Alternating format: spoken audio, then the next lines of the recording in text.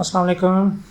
अच्छा, ये कल यानी कि 27 जुलाई को फाइनेंस डिपार्टमेंट के सब डिपार्टमेंट यानी कि पंजाब रेवेन्यू अथॉरिटी में प्रोग्राम ऑफिसर IT BS17 के लिए रिटन टेस्ट हुआ था, जिसमें कंप्यूटर साइंस के साथ साथ इलेक्ट्रिकल इंजीनियरिंग और टेलीकॉम इंजीनियरिंग वाले स्टूडेंट्स जो हैं वो भी एलिजिबल थे। उन्होंने भी इस पर अप्लाई किया होता। तो एक मिक्स पेपर था, इसलिए पिछले वीक जो हुए थे कंप्यूटर साइंस के बाकी पेपर उनके साथ क्लब नहीं किया गया। इसमें इलेक्ट्रिकल और टेलीकॉम से भी क्वेश्चन शामिल थे। तो तकरीबन 73 क्वेश्चन जो हैं जो कंप्यूटर साइंस और GK से रिलेटेड थे, जो हमने इकट्ठे कर लिए हैं। वैसे तकरीबन 20 नंबर के क्वेश्चन थे जो इलेक्ट्रिकल से थे, क्योंकि हमारे पास कोई भी स्टूडेंट्स इलेक्ट्रिकल का नहीं था, तो इलेक्ट्रिकल का क्वेश्चन जो भी थे वो हम कलेक्ट नहीं कर पाए, ना किसी को याद थे। बाकी जिनको याद थे उन्होंने शेयर किए हैं। तो ये 73 क्वेश्चन बनते हैं जो कि GK और कंप्यूटर साइंस के पोर्शन को मिला के हैं। तो देखते हैं इस पेपर में क्या कुछ था।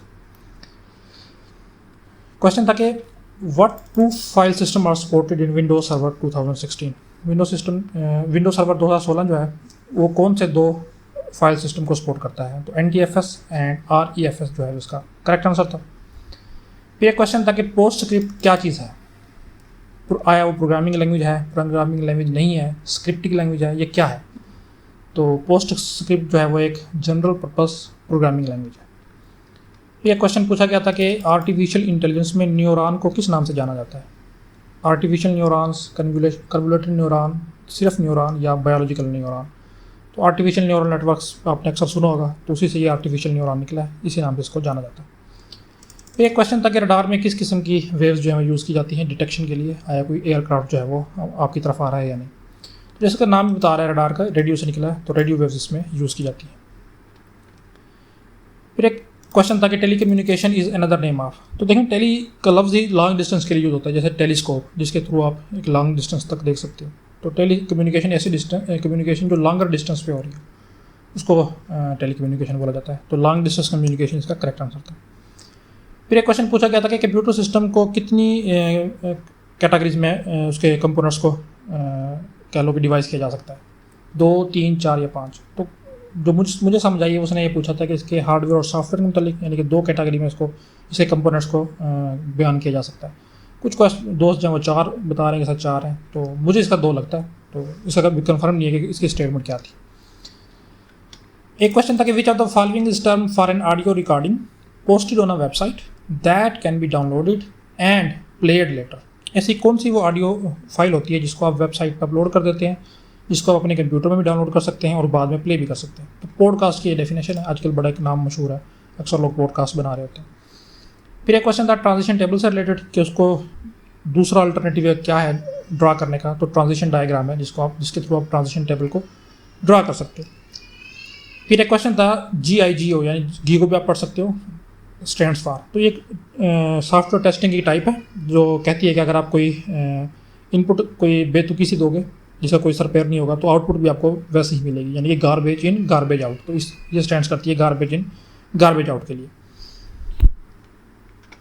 नेक्स्ट एक क्वेश्चन था हमारे पास, इंक्रीमेंटल और डिक्रीमेंटल ऑपरेटर दिए गए थे और पूछे गए थे कि इनकी क्या टाइप है। आया कि ये हमारे पास जो है उसके ऑप्शन में हमारे पास यूनरी, बाइनरी, टर्शरी और लॉजिकल ऑपरेटर्स थे। तो क्योंकि ये एक ही ऑपरेंड पे काम करता है, तो यूनरी इसका करेक्ट आंसर था। नेक्स्ट हमारे पास क्वेश्चन था which gate gives the arithmetic multiplication result? कि वो कौन सा गेट है जो बिल्कुल ऐसे ही इक्विवेलेंट काम करता है जैसा कि एक अरिथमेटिक मल्टीप्लिकेशन काम कर रही होती है? तो एक्सक्लूसिव आर लोग बता रहे हैं इसका कि जो मैंने नेट से सर्च किया है, मुझे इसका जवाब जो है वो एंड गेट मिला है। कि एंड गेट एक ऐसा गेट है जो बिल्कुल ऐसे ही काम करता है जैसा कि एक अरिथमेटिक मल्टीप्लिकेशन काम करती है। नेक्स्ट हमारे पास एक क्वेश्चन था SDLC स्टैंड्स फॉर। तो इसमें सिस्टम डेवलपमेंट लाइफ साइकिल का भी था, सॉफ्टवेयर डेवलपमेंट लाइफ साइकिल का भी था। मैंने ये अपने पढ़ते हुए बताया था कि जब भी ये पूछा जाएगा तो आपने कभी भी सिस्टम डेवलपमेंट लाइफ साइकिल नहीं लगाना, हमेशा इसको सॉफ्टवेयर डेवलपमेंट लाइफ साइकिल पर टिक करना है। नेक्स्ट एक क्वेश्चन था कि 56 डेसिमल में दिया गया था और उसको कहा था इसके इक्विवेलेंट जो ASCII कोड है वो क्या है? अगर आप इसको बाइनरी में कन्वर्ट करें तो 111000 बनता है, जिसके अगेंस्ट जो इक्विवेलेंट कोड है वो 8 है। अगर आप उसके ASCII वाले टेबल में देखें तो 8 है। नेक्स्ट एक क्वेश्चन था हमारे पास, compiled program typically execute faster? कि जो ऑलरेडी कंपाइल होकर प्रोग्राम आपके कंप्यूटर में मौजूद होते हैं, जैसे .exe है जिसको एग्जीक्यूटेबल प्रोग्राम बोल देते हो, फास्टर क्यों एग्जीक्यूट होते हैं as compared to non compiled program जिसको आप फ़ौरन ही कंपाइल करो और फिर जाके एग्जीक्यूट करो? तो वजह दी गई थी compiled programs are already in machine readable form, compiled program do not require any data, compiled programs are ready and executed a line at a time. तो इसमें से जो मोस्ट सुटेबल मुझे लग रहा था वो मशीन रीडेबल फॉर्म है। ऑल इसको आप नहीं कह सकते क्योंकि इसमें जो थर्ड ऑप्शन है ये डिसएग्री कर रहा है बाकी स्टेटमेंट से, शायद दूसरा भी ऑप्शन ठीक होता। तो लेकिन तीसरे ऑप्शन की वजह से इसका जो मोस्ट सुटेबल आंसर है हमें ऑल की बजाय compiled programs are already in machine readable form, ये कुछ ज़्यादा सुटेबल लग रहा है। नेक्स्ट क्वेश्चन था कि which of the following is called low level language. तो C++ और जावा तीनों की तीनों हाई लेवल लैंग्वेज है। असेंबली लैंग्वेज को हम लो लेवल लैंग्वेज भी कहते हैं।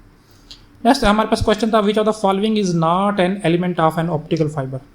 तो कोर, जैकेट और क्लैडिंग, तो कोर बेसिक जो सेंट्रल पार्ट होता है ऑप्टिकल फाइबर का उसे कहा जाता है। उसके इर्द गिर्द जो हमारे पास क्लैडिंग होती है जिसमें से लाइट रिफ्लेक्ट होकर दोबारा ही कोर के अंदर ही रहती है, और उसके बाहर जो प्रोटेक्टिव लेयर होती है प्लास्टिक या रबड़ की, उसको हम जैकेट बोलते हैं। तो कोएक्सियल हमारे पास था जो कि ऑप्टिकल फाइबर का हिस्सा नहीं था। फिर एक क्वेश्चन था लॉसलेस कंप्रेशन से रिलेटेड, कि कुछ क्वेश्चन इस तरह का था कि जब कंप्रेस कर रहे होते हैं तो उसमें जो DIT है उसका क्या रोल होता है। तो कुछ इस तरह का क्वेश्चन था। तो मैपिंग वगैरह का जिक्र था ना, तो इसकी एग्जैक्ट स्टेटमेंट याद है क्योंकि ये ट्रिकी सा क्वेश्चन था। लेकिन मेरे ख्याल में इसका जो जवाब था हमारे पास वो मैप वाला था। पता नहीं कोई मैप आता था उसके बीच में, जिसने वो मैप वाला लगाया वो अपना कंसिडर करे ट्रू। अगर आप में से किसी को भी इस तरह के क्वेश्चन जो हमारे रह गए हैं या जिसकी एम्बिगुअस स्टेटमेंट याद आती है, काइंडली कमेंट बॉक्स में हमें ज़रूर बताएं ताकि मैं इनको करेक्ट कर सकूँ। एक क्वेश्चन था कि an attempt to read from locked file results in, कि अगर आप एक ऐसी फाइल को रीड करने की कोशिश करते हैं जो ऑलरेडी किसी प्रोसेस ने जिस पर लॉक लगाया हुआ है, तो उस सूरत में क्या होगा। प्री मैच्योर टर्मिनेशन होगी, डेड लॉक अकर होगा, इनडेफिनेट वेट होगा या नन ऑफ द अबव होगा। जो मैंने सर्च किया है नेट से वो नन ऑफ द अबव मिला है, लेकिन जो मेरा अपना एक नॉलेज कहता है वो ये है कि उसको इनडेफिनेट वेट में जाना चाहिए। जैसे हम देखते थे कि लेट से सेमाफोर के मुतालिक कि एक प्रोसेस ने किस रिसोर्स को एक्वायर कर लिया है, तो दूसरा जब उस वक्त उसको रिक्वेस्ट करता है उसको एक्वायर करने की, तो उसको पता चलता है कि ऑलरेडी किसने इसको लॉक किया हुआ है, तो फिर वो क्या करता है कि वाइल लूप में वो स्ट्रक हो जाता है, जैसे हमने टेस्ट एंड सेट में भी देखा था। तो उसको मतलब ये कि वो इंडेफिनेट वेटिंग में है। तो लेकिन अगर आपने नन ऑफ द अबव लगाया तो आप ठीक उसको भी कर सकते हैं। मेरे हिसाब से इसका जवाब जो है वो इंडेफिनेट वेटिंग बनता है। फिर एक जियो स्टेशनरी सैटेलाइट से रिलेटेड था कि वो ज़मीन के साथ साथ मूव करते हैं, इर्द गिर्द मूव करते हैं, पोल्स पे उनको रखा गया, इस तरह का क्वेश्चन था। मेरे ख्याल में जिसका जवाब था वो रोटेट्स अराउंड अर्थ था।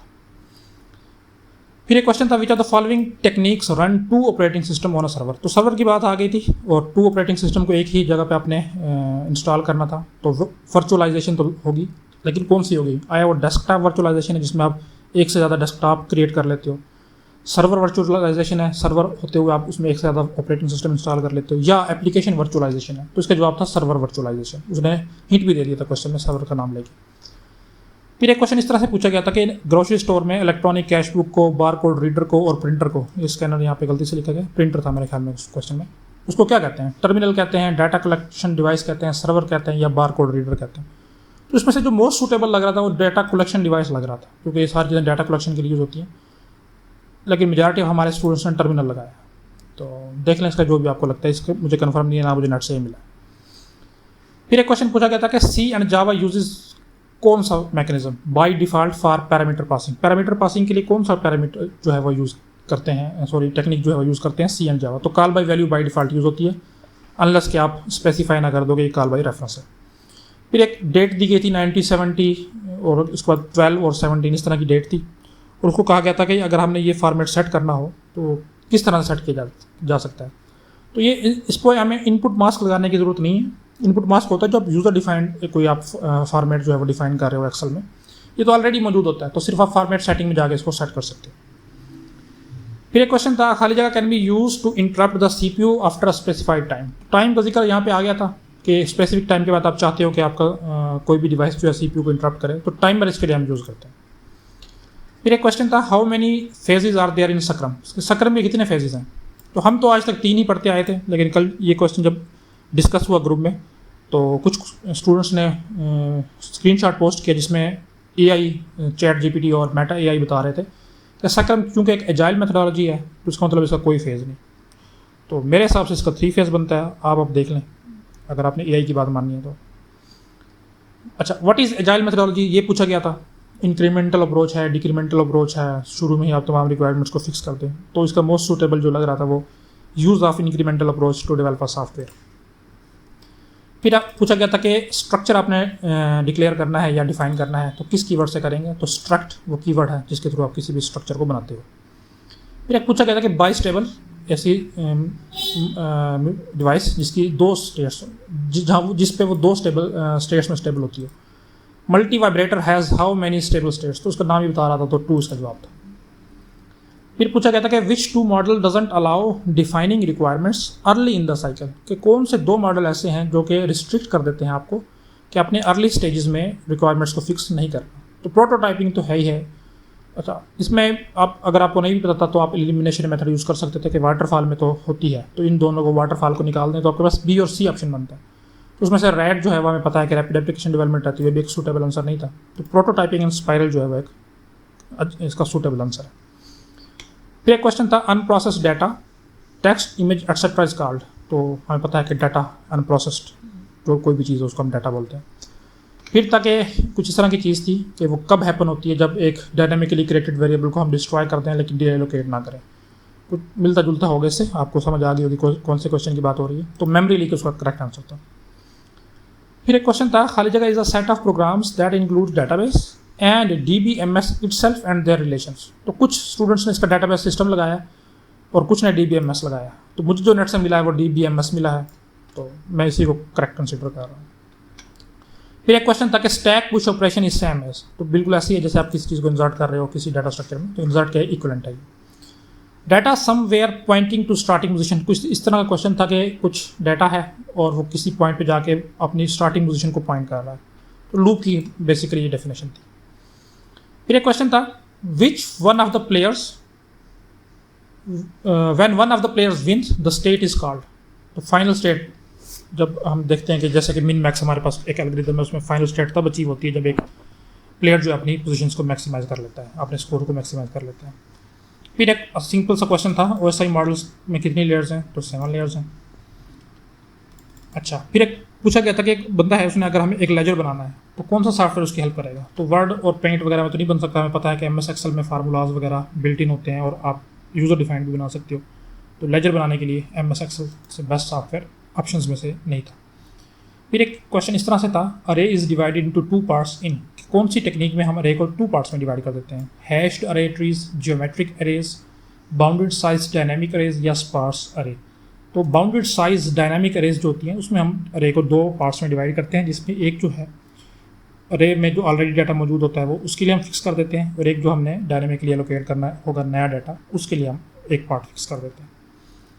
Difference between internal and external path length of a binary tree with an internal node is, इस तरह का क्वेश्चन था कि अगर एक बाइनरी ट्री की इंटरनल नोड्स n है तो उसमें एक्सटर्नल पाथ और इंटरनल पाथ का डिफरेंस क्या होगा। तो ये इसका फार्मूला है 2n होगा उसका। The overall description of a database is called, इसका जवाब था डेटाबेस स्कीमा। इंटरनल स्कीमा और एक्सटर्नल स्कीमा नहीं है, क्योंकि उसने डेटाबेस का पूछा था तो डेटाबेस स्कीमा है। फिर एक क्वेश्चन था writing a piece of code is called, तो हमें पता है कि कोडिंग करने को हम प्रोग्राम लिखने को हम कोड ही कहते हैं। फिर एक था कि observing a program working smoothly is called, कि एक प्रोग्राम है C++ या किसी भी लैंग्वेज में लिखा हुआ और वो स्मूथली वर्क कर रहा है और उसको आप ऑब्जर्व कर रहे हो। तो कंपाइलिंग और डिबगिंग में हमारे स्टूडेंट्स को इसमें कन्फ्यूजन थी, तो उसके मेरे हिसाब से जो जवाब बनेगा वो डिबगिंग बनेगा। Which part of CPU performs comparison between 2 data values, CPU का कौन सा पार्ट है जो 2 डाटा वैल्यूज के दरमियान कंपेरिजन करता है। तो कंट्रोल यूनिट का तो काम है इंस्ट्रक्शन या कंट्रोल इन्फॉर्मेशन सेंड रिसीव करना, कमांड्स देना। अरिथमेटिक एंड लॉजिक यूनिट ये काम करेगा। फिर क्वेश्चन था which of the following is most important stakeholder of application, manager, developer, end user और मार्केटर। तो इनमें से जो हमें पता चला है जो बताया गया है, तो एंड यूजर मेरे हिसाब से एक इंपॉर्टेंट स्टेक होल्डर होता है किसी भी वेब एप्लीकेशन का। UTM हैज़ खाली जगह इंटरनल स्टेट, अब ये नहीं पता कि UTM से क्या मुराद था, आया वो यूनिवर्सल ट्यूरिंग मशीन ले रहा था या ट्रांसपोर्टर ले रहा था, पता नहीं क्या है, तो समझ नहीं आएगा। तो UTM ले रहा है तो उसकी भी इंटरनल स्टेट में कोई हम फिक्स नहीं कर सकते, मिनिमम 1 हो सकती है लेकिन मेजॉरिटी मैक्सिमम तो आप जितनी मर्जी कर लो। तो इसके स्टेटमेंट की समझ नहीं आ रही, तो लेकिन मैं जो दोस्त बता रहे हैं, स्टूडेंट बता रहे हैं, सर 2 इसका आंसर था, तो 2 जिसने लगाया वो कंसिडर कर सकता है एज ऑफ नाउ। फिर एक इस तरह से क्वेश्चन था FEM is use to measure, ये थोड़ी सी टाइपो है, तो एफिशिएंसी और इसका बस इतनी ही स्टेटमेंट ही पता चली है। किसी को हमारे पास क्वेश्चन इसके ऑप्शन याद नहीं थे, तो इसका अभी नहीं है, लेकिन अगर आपने लगाया तो अगर आपको याद आती है वो स्टेटमेंट आप हमें बता सकते हैं या खुद नेट से सर्च कर सकते हैं कि क्या इसकी स्टेटमेंट थी। फिर एक पूछा गया था कि NAND is a combination of, तो थोड़ी सी एम्बिगुअस स्टेटमेंट थी कि पहले एंड गेट होगा उसके बाद नॉट होगा, या पहले नॉट होगा और उसके बाद एंड होगा। सॉरी ये भी टाइप हुआ, यहाँ पे एंड आना था, मैं इसको करेक्ट कर लूँगा। तो पहले एंड गेट होता है, उसके बाद जो है ना हमने वो बबल लगा के उसको नॉट गेट बनाया होता है। तो क्वेश्चन ऑप्शन 1 जो है करेक्ट आंसर था। फिर एक क्वेश्चन इस तरह से पूछा गया था कि primary disadvantage of multi function peripheral is that. Multi function peripheral ऐसी डिवाइस होती है जिसमें आप एक फंक्शनलिटी उसकी कह लो कि मल्टीपल होती है। तो उसका पूछा गया था कि उसका क्या डिसएडवांटेज है। एक ऑप्शन था कि अगर वो टूट जाती है तो तमाम फंक्शनलिटी लॉस हो जाएगी। हाँ ये बिल्कुल ठीक है। लेट्स से कि एक पेरिफेरल है वो आपको 2 से 3 माउस कीबोर्ड इस तरह के 2-3 ऑप्शन प्रोवाइड कर रही है, और वो ब्रेक हो जाती है तो आप माउस और कीबोर्ड दोनों के ही ऑप्शन आप लॉस्ट कर दोगे, बजाय इससे कि अगर आपने सेपरेटली यूज़ किया होता तो आप सिर्फ एक का करते। रिक्वायर मोर स्पेस, मेरे ख्याल में इसका जवाब नहीं है, क्योंकि वो ज़्यादा स्पेस को रिक्वायर नहीं करती। They are significantly more expensive than purchasing each device separately, ये भी ज़रूरी नहीं है। मेरे पास अपने पास एक माउस और कीबोर्ड है जो बिल्ट इन है, तो वो सस्ता मिला था, बजाय से कि मैंने लॉजिटेक का माउस और कीबोर्ड लिया था। तो मेरे हिसाब से जो इसका मोस्ट अप्रोप्रिएट आंसर बन रहा था वो ये है कि अगर वो ब्रेक हो जाती है तो मल्टीपल फंक्शनलिटी आप लॉस कर दोगे। एक क्वेश्चन पूछा गया था parallelogram in control flow diagram depicts. देखो पैरेललोग्राम में और डायमंड जो इसकी सिंबल है उसमें फ़र्क है। लोगों ने इसको डायमंड कंसिडर किया और डिसीजन पे लगाया है। इसका जवाब डिसीजन नहीं था। पैरेललोग्राम जो है वो इनपुट्स और आउटपुट्स के लिए यूज़ की जाती है कंट्रोल फ्लो डायग्राम में। फिर log 2 बेस ऑफ 18 पूछा गया था, तो 2 अगर 16 होता तो हमें पता है कि वो 4 होता 2, तो ये क्योंकि 18 है तो थोड़ा सा ज़्यादा था। तो आप अगर आपको नहीं कैलकुलेटर था तो आप जज कर सकते थे ऑप्शन में था कि 4 से थोड़ा सा ज़्यादा होगा। First graphical user interface computer इन, तो ये 1973 में आता है। किस तरह से क्वेश्चन कुछ पूछा गया था। इसकी स्टेटमेंट थोड़ी सी चेंज हो सकती है, लेकिन आपको समझ आ गया कि कौन से क्वेश्चन की बात हो रही है। फिर बूटस्ट्रैप के बारे में पूछा गया था कि ये फ्रेमवर्क किस लिए यूज़ होता है, डेस्कटॉप एप्लीकेशंस के लिए, वेब एप्लीकेशंस के लिए या मोबाइल एप्लीकेशंस के लिए। तो मेजॉरिटी हम वेब एप्लीकेशंस के लिए बूटस्ट्रैप को यूज़ करते हैं। फिर इस तरह से पूछा गया था कि खाली जगह is a linear filter which gives highest signal to noise ratio या पावर रेशो। तो एक चेबीशेव था, बटरवर्थ था, पास बैंड रिपल था और मैच था। तो जो मुझे इसका जवाब मिला है वो मैच्ड फिल्टर था। ये इलेक्ट्रिकल के पोर्शन में था। Cryptography is a technique in which simple text data called plain text. Cryptography हमें पता है कि सिंपल डाटा जिसको हम प्लेन टेक्स्ट भी कहते हैं उसको इनक्रिप्ट करते हैं साइफर टेक्स्ट में। तो पहले नंबर पे ऑप्शन था इनक्रिप्टेड इनटू साइफर टेक्स्ट। फिर एक क्वेश्चन था कि वर्ल्ड हेल्थ ऑर्गेनाइजेशन ने रिसेंटली जो कोरोना वायरस का नया वेरिएंट आया उसको क्या नाम दिया है। ओमिक्रॉन वेरिएंट है, ओमेगा वेरिएंट है, ओमिक्रॉन, ओमेगा, ये नाम। ओमिक्रॉन वेरिएंट हम पढ़ते आए हैं, लेकिन जब मैं ये क्वेश्चन सर्च कर रहा था मुझे पता चला था कि एक नया वेरिएंट भी आया है जिसको ओमेगा वेरिएंट कह रहे हैं। ओमेगा क्योंकि आपको पता है ग्रीक का लास्ट लेटर है, तो उन्होंने कहा कि ये लास्ट कोरोना वायरस है जो हमने अभी रिसेंटली डिस्कवर किया है। लेकिन जो रिपीटेड क्वेश्चन आ रहे हैं पहले जी के पोर्शन में से, तो ओमिक्रॉन उसका करेक्ट आंसर है।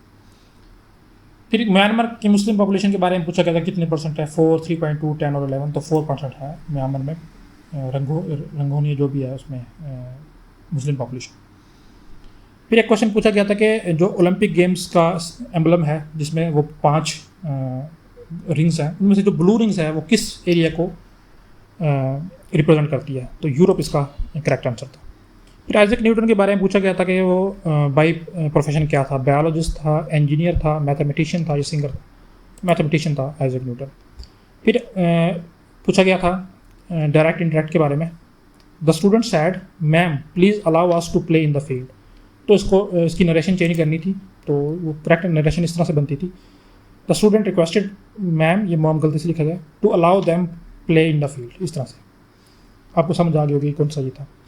फिर एक एक्टिव वॉइस दिया गया, सॉरी पैसिव वॉइस दिया गया था। The book had been taken by Adam, कि बुक जो है वो एडम ने टैग कर लिया है। इसका एक्टिव वॉइस बनाना था, इसकी वॉइस चेंज करनी थी। तो Adam had taken the books, इस तरह से कोई मिलता जुलता था हैड बीन और हैड का। फिर एक क्वेश्चन था ही इज क्विक खाली जगह math in, at, on, from. तो गुड हो, क्विक हो या इस तरह कुछ भी हो और आगे कोई सब्जेक्ट का नाम हो, तो एट हमने पढ़ा था कि एट ही इसमें लगता है। रिपीटिंग क्वेश्चन है जनरल पोर्शन में से। ब्रिंग अप के सिनोनिम पूछा गया था, तो रेज करना, ब्रिंग अप। फिर एक क्वेश्चन था, a man deposited 5,000 in bank, कि पहले महीने उसने 5,000 जमा करवाए, दूसरे महीने 10,000 और तीसरे महीने 15,000 एंड सो ऑन। तो टोटल 9th मंथ बाद उसके पास टोटल कितनी अमाउंट होगी। तो उसको आप कर सकते हो फर्स्ट एंड टर्म्स का जो फार्मूला भी आपके पास है, अगर नहीं भी है तो वैसे भी आप कर सकते थे इसको 10, 15, 20 और इस तरह इकट्ठा करते करते 9 तक इसको ले जाते हैं, तो 2,25,000 जो है आपके पास का जवाब आएगा। फिर इस तरह से क्वेश्चन था x+1² plus 2 into x+1 y+1 plus y+1 square, ये जो वाले 2 हैं ये स्क्वेयर को रिप्रेजेंट कर रहे हैं। तो सिंपली a प्लस बी का स्क्वायर लिखा हुआ है, ये पहली जो है ये a स्क्वायर है जिसको मैं मार्क कर रहा हूँ, और ये जो है ये b स्क्वायर है, और ये 2ab है, 2a और b। तो सिंपल आपने क्या करना था, ये a है और ये b है, तो a प्लस बी का स्क्वायर था। तो इसको आप लिखोगे जब बनेगा तो ये x+1 प्लस y+1 यानी कि x प्लस y प्लस 2 इस होल का स्क्वायर। तो ये ऑप्शन 1 जो था हमारे पास ये बन रहा था इसका। फिर एक क्वेश्चन था कि कौन से शायर को लेनिन प्राइज़ दिया गया था, तो हमारे फैज़ अहमद फैज़ साहब जो हैं उनको मिला था। फिर एक क्वेश्चन था, who found the Awami League in East Bengal. तो लोग इसके बारे में बड़ी वो शेख है मुसरहद्दी की बात कर रहे हैं, लेकिन जो मेरे स्टूडेंट मुझे बता रहे हैं कि सर ये तो ऑप्शन ही नहीं था। तो को फाउंडर्स में किसी कह लें या पायनियर में से कह लें तो शेख मुजीबुर रहमान भी थे। तो अब जब तक इसका ऑप्शन का सही पता नहीं चल जाता, वैसे शेख अहमद सरहद्दी जो थी उन्होंने ही ये इसकी कह लो कि बुनियाद रखी थी, लेकिन अगर वो ऑप्शन नहीं था तो फिर शेख मुजीबुर रहमान जिन्होंने टिक किया है वो ठीक है। When the Indus water treaty was signed 1960 में वर्ल्ड बैंक के ताउन से पाकिस्तान और इंडिया के दरमियान जो दरियाओं के पानी का मसला था, उसने एज इंटरमीडिएटरी काम किया था और इसको सॉल्व करवाया था Sindh Taj Mahida. On which river Dasu dam is being constructed, river Indus पे ये कंस्ट्रक्ट किया जा रहा है। व्हेन कलात जो रियासत है ज्वाइन पाकिस्तान 1948 में। A word file can be converted into PDF by which command, जब आप माइक्रोसॉफ्ट वर्ड में किसी भी फाइल को सेव कर रहे हो तो सेव एज करके उसको एज अ PDF सेव कर सकते हैं। फिर उर्दू पोर्शन में से था पंखा, टोकरा और पहाड़। ग्रामर की उससे क्या है, तो देखें ये पंख से पंखा या पंखड़ी से पंखा, ये टोकरी से टोकरा और ये पहाड़ी से पहाड़ा। तो ये उसकी कह लो कि मुकब्बर थे जो कि किसी के बड़ाई को जाहिर कर रहे थे। फिर एक क्वेश्चन था कि ऐसा जुमला जिसमें फ़ेल, हाल और मुस्तकिल दोनों पाए जाते हैं तो उसको फ़ेल मुज़ारे कहा जाता है। तो ये 73 क्वेश्चन थे जो हमने कैप्चर किए हैं। अगर कुछ मज़ीद क्वेश्चन आपको याद हैं तो काइंडली वो हमें कमेंट बॉक्स में बताएं, तो चले ताकि हम इसको MCQ फॉर्म में कम से कम कंपाइल कर सकें। और इसके अलावा अगर आपको लगता है कि कोई क्वेश्चन ऐसे हैं जो हमने जिसके सवाल या स्टेटमेंट सही नहीं हमसे कैप्चर हो सकी, काइंडली वो भी हमें कमेंट बॉक्स में बताएं। अल्लाह हाफ़िज़।